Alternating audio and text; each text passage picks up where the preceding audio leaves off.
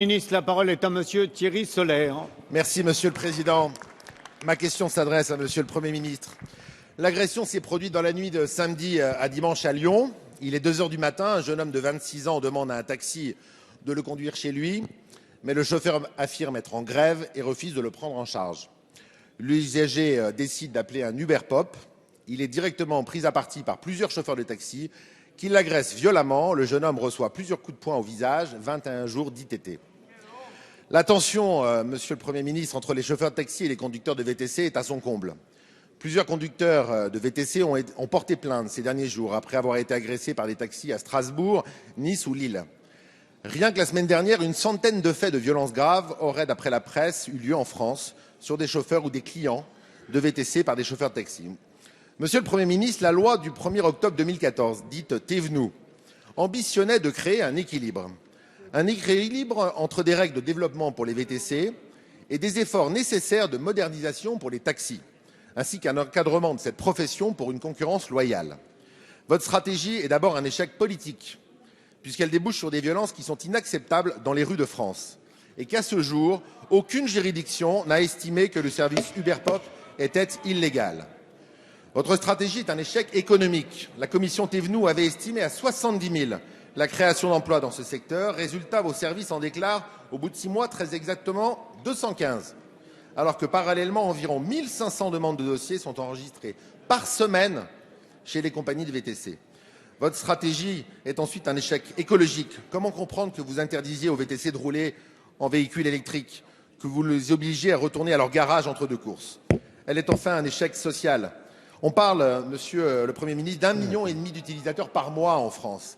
Et beaucoup parmi les chauffeurs sont des jeunes, souvent issus de quartiers difficiles, qui auparavant étaient éloignés de l'emploi. Monsieur le Premier ministre, qu'allez-vous faire pour mettre enfin un terme à ces violences et pour régler le problème des VTC? La parole est à Monsieur Bernard Cazeneuve, ministre de l'Intérieur.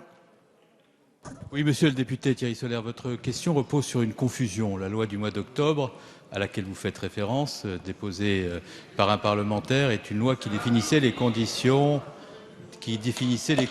d'exercice de la profession de taxi et de la profession de VTC. Et ceux qui sont en cause aujourd'hui, ce ne sont pas les VTC qui acquittent des charges sociales et qui procèdent au paiement aussi de leurs charges fiscales. Ce qui est en cause, c'est une activité conduite par une société, la société Uber Pop, qui met des chauffeurs, parfois sans permis, dans des véhicules alors que ces chauffeurs et cette société n'acquittent aucune charge sociale et fiscale. Et je comprends donc de votre question que vous considérez que face aux VTC, face aux chauffeurs de taxi, il faudrait, dans la dérégulation la plus pure, accepter que des activités soient soumises à une concurrence déloyale qui n'acquitte aucune charge sociale, conduit ces activités dans l'illégalité, alors qu'il y a des taxis et des VTC qui, depuis cette loi, acquittent des charges sociales, acquittent des charges fiscales et, par conséquent, dans une concurrence loyale, accomplissent des activités. Eh bien, ce n'est pas la doctrine du gouvernement, parce que le gouvernement considère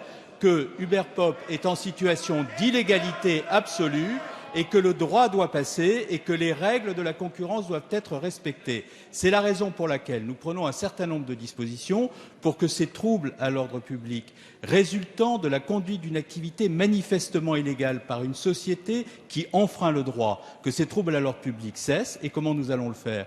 Nous allons le faire en multipliant les réunions de CODAF pour qu'il y ait des poursuites à l'égard de ceux qui n'acquittent aucune charge sociale et aucune charge fiscale. Nous allons le faire par une circulaire adressée au procureur par la garde des Sceaux, demandant au procureur de déclencher systématiquement l'action publique. Nous allons le faire en saisissant le CSA, de manière à ce que le CSA condamne des publicités mensongères et visiblement, elles aussi, en infraction avec le droit pour que le droit passe. Merci. Et je suis même prêt à aller plus loin, La monsieur parole le député, est à monsieur en prenant Serge toute Janquin. disposition